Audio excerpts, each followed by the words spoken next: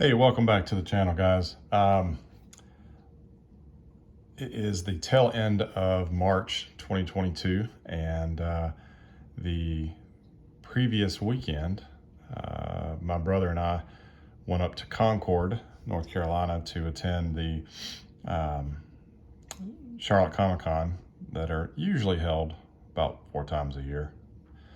And man, it was a great show, but I had forgotten how big the convention hall can be, and I was somewhat limited on time, and I never really got around to all of the room. We hit a table or two right as we came in. We usually like to go in and kind of work the perimeter and then hit the center aisles, but I hit a couple of booths, and once I filled up my little box that I had with me to carry my comics around, I was kind of done for the day. Then I kind of shifted over to working on finding some stuff for my girls, for my daughters. So, but I got a couple of things here off my list, so I just thought I'd do a quick recap here. One of the tables I went to, the books were late. I think it said like they were prices marked or $1 if they weren't marked. And this copy of Amazing Spider-Man 234 was not marked, and didn't have it, so now I do. So always happy to get some AMS. And most of what I picked up, a lot of it's just random stuff that I'm not necessarily looking for, but if I find it, I'll grab it. Such as this issue of Cage.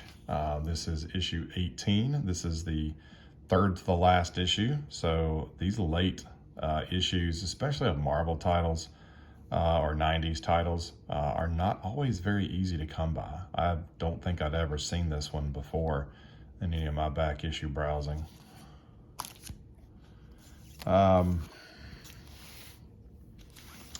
I'm still on a quest to complete the run of Malibu titles, the superhero titles.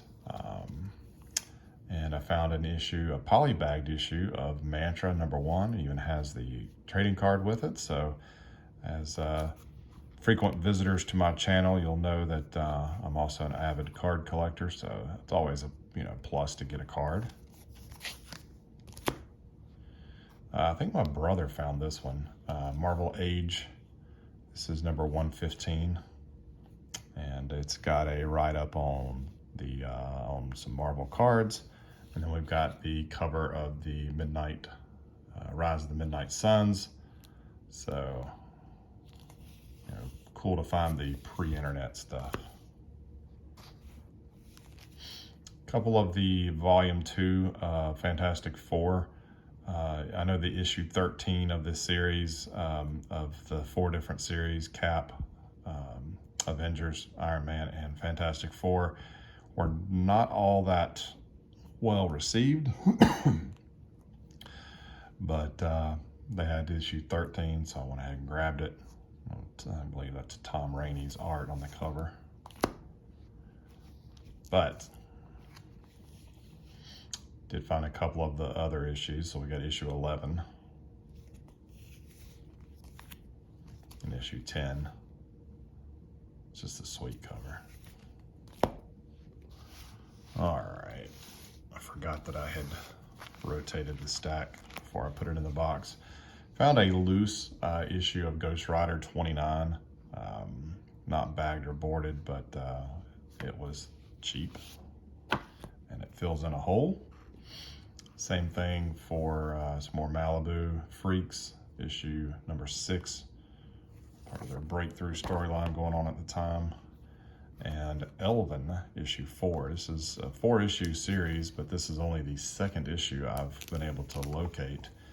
This one's got some spine ticks. It's not in the greatest shape, but again, I'm not too overly concerned about that kind of stuff. Heavy hitters, Dragon Lines, on the Epic Comics brand.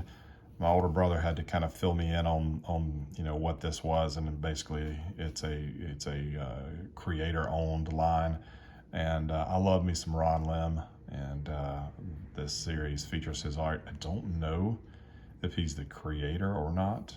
I would imagine he is, but I don't know. And if you can't tell, this is an embossed cover, so you know, fun 90s. These were just this purchase of Super Cops #1 from Now Comics. The only thing that I could glean from this, again, thanks to my older brother, is that Chuck Dixon was the writer. But cool painted cover, and they had issues 1 and 2. #1 is double-sized. But that reminded me right there of a Cobra from G.I. Joe. Reminds me of a Cobra Trooper. But flip through them at the show. Looks interesting. I think the first table I stopped at had a run of Elektra, of her, not the Marvel Knights, of course. This was predates that. But I ended up getting issue 1, and then I realized when I went to go put everything in the comic app that I already have this issue. So maybe this will be in better shape than what I have, but nonetheless, there's issue 1. And then I was able to complete the run with these last couple of these pickups. So I got to issue 15. This Mike Deodato Jr. art, pretty nice. Issue 17.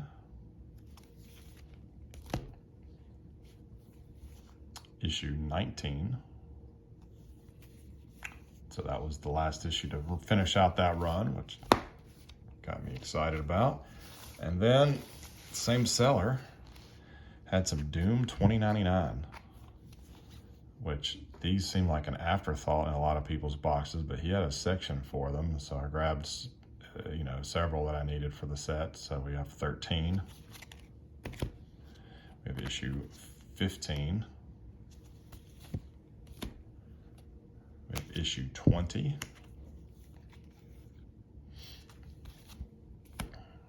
Issue 21.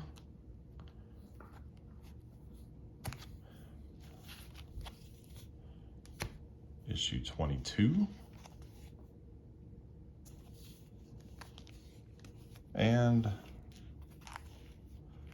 we have issue 24. Here we go. So getting towards the end somewhat of the series. And just like with the Malibu stuff, I'm trying to get all of the 2099 books. Thankfully, I had already gotten the majority of the Spider-Man title before those started to shoot up in price. But having a hard time finding the last couple issues of Doom and Ghost Rider 2099. Has not been an easy find either. But, you know, a couple things here at the show. And then the only thing I got as I kind of went back in, we went out to the car to drop off our haul. And on the way back, thanks kind of, again, to my older brother who was looking for some old magazines and stuff like that. I was just flipping through a box, you know, just killing time with him while he looked. And found of something that I don't think I've seen. Then again, I don't really look for them either. But I got a couple of the UK Action Force. So this is issue 25, August 22nd, 1987. And I got this one because of a Transformers crossover that they were doing. Of course, I love G.I. Joe as well. But I didn't even notice the thing across the top. I just noticed the Protectobot blades, excuse me, and that's what really stood out to me. So I started looking through the box, and he had a couple others. So the next issue, issue 26, from August 29th, 1987. I've not opened these. I'm not taking them out of their big bag and board yet. And issue 27. And again, I've not opened it yet, but I know that's a Protectabot. I want to say it's, judging from the head sculpt, I believe that is blades as well. But pretty cool. And last, picked up issue 197. This is from December 24th, 1988. And it's Transformers and Action Force. So, yeah, these are the first of the UK comics that I have of either title. So, all in all, it was a fantastic show. I'm definitely looking forward to their summer show in August. If you're in the Carolinas, the Charlotte region, you definitely want to check out the show, Charlotte Comicon. It is held at the Embassy Suites in Concord, up near Concord Mills, up near the Charlotte Motor Speedway in that area. Definitely worth showing up for. It's a good one-day show. It's on a Sunday, but it's a great show. So that's definitely getting me in the mood for the convention season, I guess you could say, as we move into spring here, and then summer will be right on its tail. So that's it. Thanks for watching, and we'll catch you in the next video.